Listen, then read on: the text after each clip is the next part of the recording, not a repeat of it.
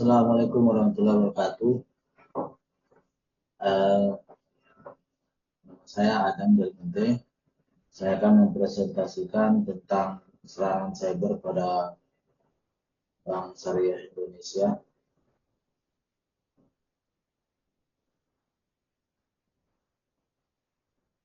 Pendahuluan, pada bulan Mei 2023, Bank Syariah Indonesia menjadi target serangan cyber yang signifikan. Diduga dilakukan oleh kelompok peretas internasional bernama Lakbit 30. Serangan ini menyebabkan gangguan pada layanan perbankan BSI, termasuk ATM, mobile banking, dan layanan pembayaran lainnya selama beberapa hari. Kejadian ini menyoroti kerentanan sistem teknologi informasi IT di sektor perbankan dan menekankan pentingnya peningkatan keamanan cyber. Tujuan pertama, menganalisis insiden serangan cyber, mengidentifikasi penyebab dan kronologi serangan cyber yang menimpa Bank Syariah Indonesia pada tahun 2023, memahami metode dan teknik yang digunakan. Dua, mengidentifikasi dampak serangan, menilai dampak serangan terhadap operasional BSI, termasuk gangguan layanan ATM, mobile banking, dan pembayaran. Mengukur kerugian finansial dan non-finansial yang dialami oleh BSI akibat serangan tersebut. Menelaah dampak serangan terhadap reputasi dan kepercayaan nasabah terhadap BSI. 3. Memberikan solusi dan rekomendasi, yaitu menyusun strategi peningkatan keamanan cyber untuk mencegah serangan serupa di masa mendatang, mengembangkan protokol penanganan insiden yang efektif untuk meminimalkan dampak serangan cyber, merekomendasikan langkah-langkah yang dapat diambil oleh BSI dan bank lainnya untuk meningkatkan ketahanan terhadap ancaman cyber. Ini mungkin lebih ke pemerintah ya, masalah regulasi. Kemudian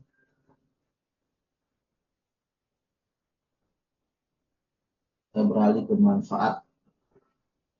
Manfaat dalam artian dengan adanya kejadian ini, apa yang bisa manfaat yang bisa didapatkan oleh beberapa pihak. Pertama, pihak Bank Syariah Indonesia sendiri, yaitu memperoleh wawasan mendalam mengenai kerentanan dan kelemahan dalam sistem IT yang dimiliki. Jadi BSI jadi lebih mawas diri, lebih introspeksi diri, atau dalam artian lebih memperhatikan tentang sistem IT yang mereka miliki sendiri agar kuat dalam keamanan cyber. Mendapatkan rekomendasi praktis untuk meningkatkan keamanan cyber dan melindungi data nasabah serta layanan perbankan. Ini tentunya setelah kejadian ini ya. Jadi dengan adanya kejadian ini, semua pihak yang berwenang turun sehingga didapatkanlah bagaimana solusi untuk ke depan atau perbaikan ke depan. Kemudian memahami pentingnya pelatihan dan kesadaran karyawan terhadap ancaman cyber serta cara menghadapinya. Jadi ini kan ada kemungkinan bahwa ini terjadi karena phishing karyawan BSI, itu juga kemungkinan. Tapi itu bukan suatu kepastian. Kalau memang pihak peretas itu memang berniat, memang tentunya dengan berbagai cara, salah satunya dengan phishing.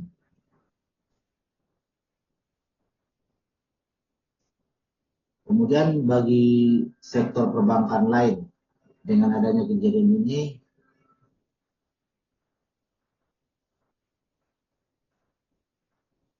menyediakan studi kasus yang dapat dijadikan referensi oleh bank-bank lain untuk mengevaluasi dan memperkuat sistem keamanan cyber mereka.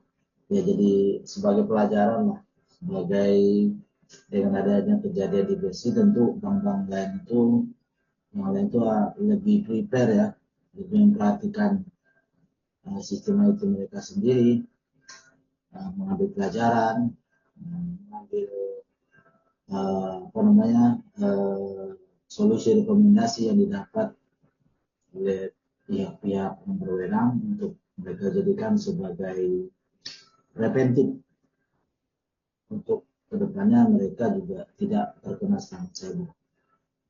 Menyoroti pentingnya kerjasama dengan regulator dan perusahaan keamanan cyber untuk memastikan kepatuhan terhadap regulasi.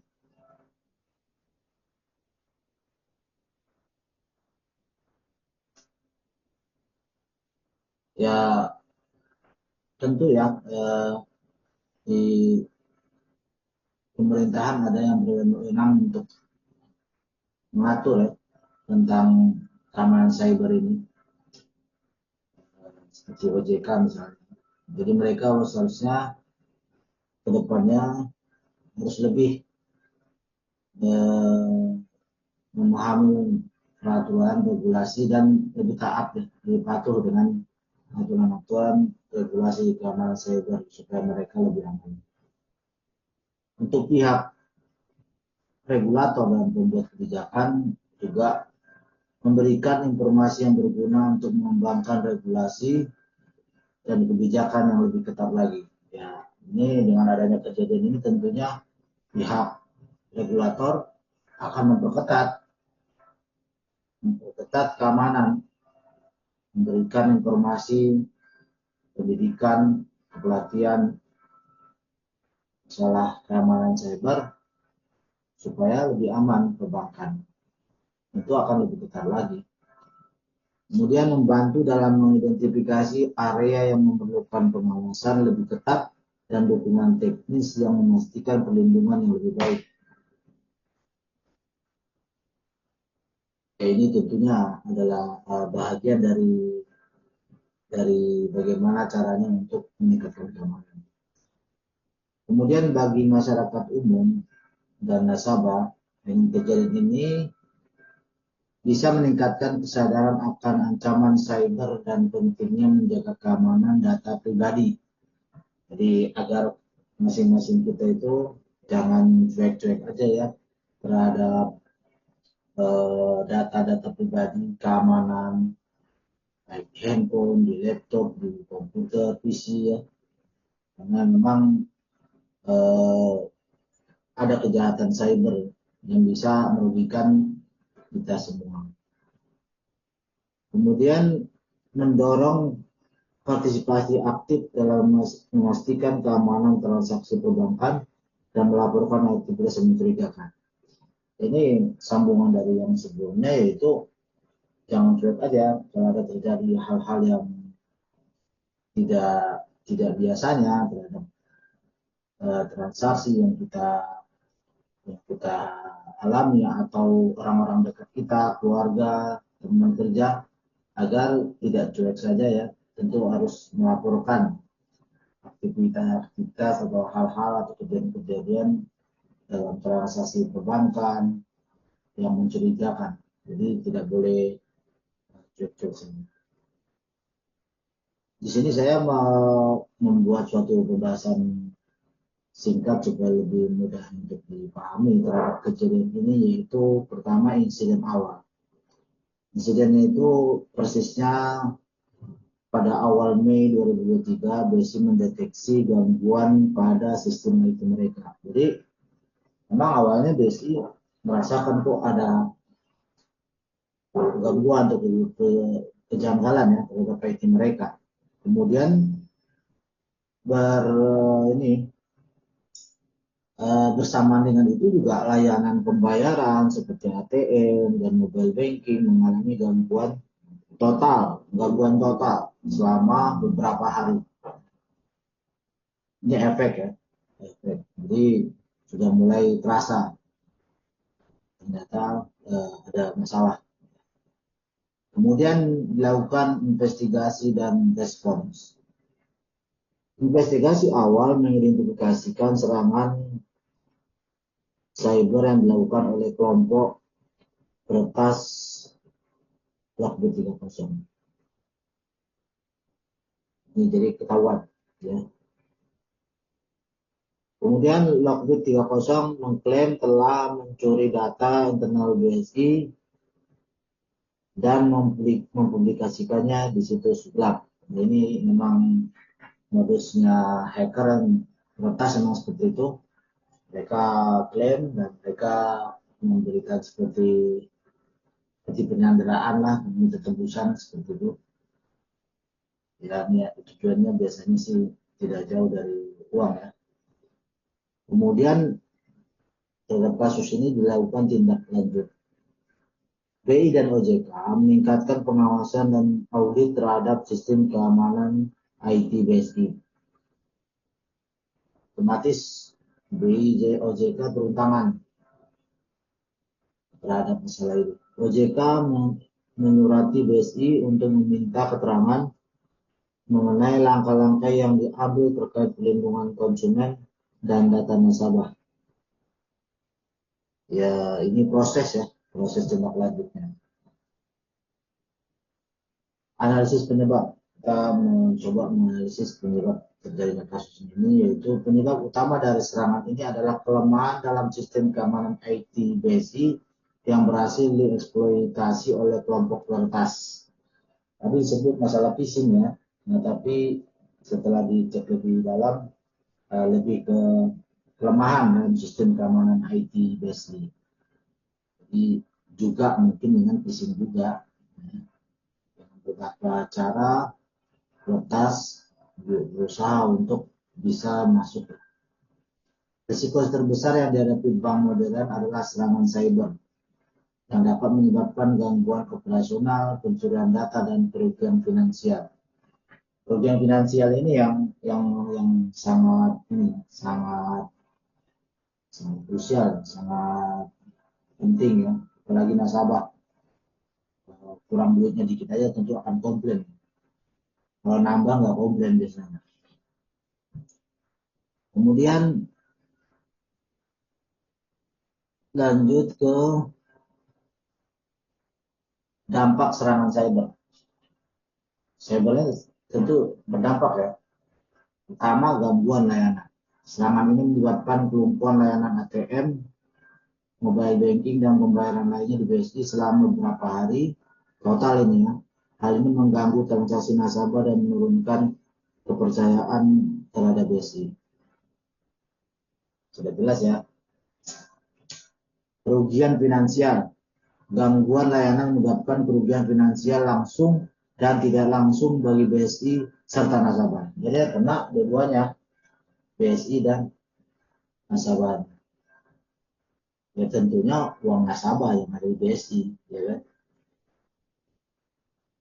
Intinya ujung-ujungnya kejahatan ini ujung-ujungnya adalah masalah uang. Reputasi. Kejadian ini merusak reputasi BSI di mata publik dan menurunkan kepercayaan nasabah terhadap kemampuan bank dalam melindungi data dan transaksi mereka. Kejadian ini sebetulnya sudah sering terjadi, ya, nggak di BSI saja, di bank-bank lain juga dari dulu sampai sekarang kayaknya masalah ini selalu terjadi. Cuma perbedaannya hanya di tingkat kerusakannya aja yang berbeda-beda mungkin. Kemudian regulasi. Insiden ini memicu pengawasan ketat dari Bank Indonesia dan Otoritas Jasa Keuangan (OJK) terhadap sistem IT berlangganan untuk mencegah kejadian serupa. Ya, otomatis regulasi ini akan ditinjau, dibahas ulang, dan ditingkatkan agar keamanannya itu lebih aman. Nah, kita bikin masalah serangannya, analisa serangannya. Lockbit 30 dikenal sebagai kelompok ransomware yang canggih, tentu canggih, yang memiliki teknik serangan yang beragam. Ini beragam tadi yang macam cara, ya, termasuk phishing juga. Termasuk mengenkripsi data, dan ancaman kebocoran data. Serangan terhadap BSI kemungkinan bisa melibatkan pertama itu phishing ya. Serangan ini mungkin dimulai dengan email phishing yang berhasil menjebak karyawan BSI untuk mengunduh malware. Ya, ada semacam tawaran ya. Ada juga yang PHP, ya WA, ada yang tapi yang sering via HP ya, dan saya juga pernah mengalami hal yang seperti itu. Tapi karena saya sudah mendapat informasi sebelumnya, maka alhamdulillah sampai detik ini aman. Dan memang kebiasaan saya dalam bermedsos, kalau tidak kenal tentu kita tidak gampangan, tidak mudah percaya. Kemudian eksploitasi kerentanan. Peretas mungkin mengeksploitasi kerentanan dalam sistem IT BSI yang belum diperbaiki atau di-patch. Ya namanya nyari kesalahan ya, nyari kelemahan, memang itu kerjaannya hacker ya, peretas. Dia mana yang lemah, mana yang tentu dia akan berusaha dengan cara itu dia mendapatkan keuntungan finansial tentunya. Kembali ujung-ujungnya uang. UUD, ujung-ujungnya duit. Kemudian penggunaan ransomware. Ini cara-cara mereka ya. Setelah mendapatkan akses ke sistem, peretas menginstal ransomware yang mengenkripsi data dan mengancam akan membocorkan kecuali tebusan dibayar. Itu ujung-ujungnya minta tebusan dibayar. Kejahatan cyber biasanya ujung-ujungnya hanya masalah uang. Menutup, solusi dan rekomendasi. 1. Peningkatan keamanan IT. Penerapan sistem keamanan berlapis menggunakan firewall ya, antivirus dan sistem deteksi intrusi IDS/IPS. Ini tentu teknis ya, teknis bagaimana sistem keamanan di IT itu diterapkan. Ya bisa jadi hal ini ada yang luput di Bank BSI, ya. Tidak tahu. Kemudian pemantauan berkelanjutan, implementasi sistem pemantauan yang dapat mendeteksi aktivitasnya secara mencurigakan secara real-time. Ini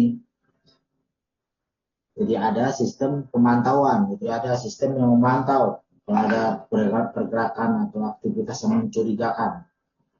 Jadi pokoknya semua yang mencurigakan itu terdeteksi dengan sistem itu, dan itu seharusnya memang ada. Jadi deteksinya itu bukan manusia tapi sistem juga bisa jadi ada manusianya juga. Patch management, memastikan semua perangkat lunak dan sistem diupdate secara berkala untuk menutup kerentanan. Ini juga memerlukan kepedulian dari pihak IT ya, maksudnya bagian IT di perbankan, dan tentunya juga personal SDM dari orang-orang di perbankan itu sendiri.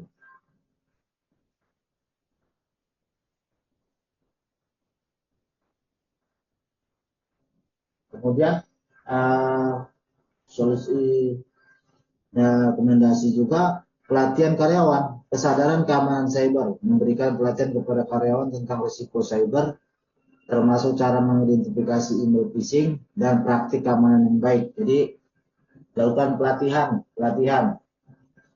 ya, informasi disebarluaskan baik di perbankan atau di luar perbankan oleh pihak-pihak yang membuat regulasi, pihak-pihak yang berwenang, bagaimana, apa itu phishing, bagaimana ciri-cirinya perlu diketahui, dan bagaimana kita bisa terhindar dari hal seperti itu. Kemudian protokol penanganan insiden. Nah, kalau terjadi insiden bagaimana penanganannya? Rencana tanggap darurat, menyusun dan menguji rencana tanggap darurat untuk hadapi serangan cyber, termasuk prosedur pemulihan data. Nah, bagaimana ketika diserang? Tentunya harus ada protokolnya harus ada. Bagaimana ketika terjadi aktivitas mencurigakan. Tim tanggap insiden membentuk tim khusus yang dilatih untuk menangani insiden keamanan cyber. Ini juga SDM ditunjuk lagi setelah diberikan informasi secara umum kepada seluruh karyawan, seluruh personal. Tentu juga ada tim khusus untuk penanganan ketika diserang. 4. Enskripsi dan backup data. Enskripsi data sensitif. Menggunakan enskripsi untuk melindungi data sensitif baik saat penyimpanan maupun transmisi. Ya, ini intinya teknis lah ya, bagaimana supaya aman. Kemudian backup berkala. Lakukan backup data secara berkala dan menyimpannya di lokasi yang aman untuk memastikan pemulihan cepat setelah serangan. Jadi kalau kita udah diserang, kalau kita udah backup duluan, tentu kita bisa pulih kembali dengan backup tadi. Jadi nggak blank, data hilang, rusak semua yang berakibat fatal terutama untuk nasabah. Karena bisa jadi rekeningnya kosong semua. 5. Kerjasama dengan pihak eksternal. Kemitraan dengan ahli keamanan cyber. Bekerjasama dengan perusahaan keamanan cyber untuk audit dan peningkatan sistem. Ini juga harus sering-sering ya lakukan, malah kalau perlu memang harus ya bekerjasama dengan ahli keamanan cyber karena mereka ahlinya, mereka lebih memahami tentang kejahatan cyber. Tentunya pihak perbankan harus bekerja sama mereka supaya mereka lebih aman. Kita serahkan segala sesuatu kepada ahlinya. Koordinasi dengan regulator, memastikan kepatuhan terhadap regulasi keamanan cyber yang ditetapkan oleh BI dan OJK. Ini juga masalah kepatuhan. Bank-bank harus patuh terhadap regulasi yang telah ditetapkan oleh BI dan OJK supaya aman. Kesimpulan, serangan cyber pada bangsa Indonesia oleh kelompok Web 3.0 menunjukkan betapa pentingnya keamanan cyber di sektor perbankan. Dampak yang signifikan dari serangan ini menuntut langkah-langkah konkret untuk memperkuat sistem IT dan memastikan perlindungan data serta layanan nasabah. Ya, ini saya juga jelas balik. Dulu mau transfer atau menerima uang itu susah ya. Sekarang dengan kecanggihan IT lebih mudah dan lebih cepat, tetapi resikonya juga adanya kejahatan cyber karena banyaknya orang yang mempunyai kemampuan untuk bisa meretas. Dengan menerapkan solusi dan rekomendasi yang disarankan, BSI dan bank lainnya dapat meningkatkan ketahanan terhadap ancaman cyber dan kepercayaan nasabah. Meningkatkan ya, jadi belum tentu pasti aman, tetapi dengan adanya kejadian hanya meningkat. Oke, itu yang bisa saya presentasikan. Terima kasih atas waktunya. Semoga bermanfaat. Assalamualaikum warahmatullahi wabarakatuh.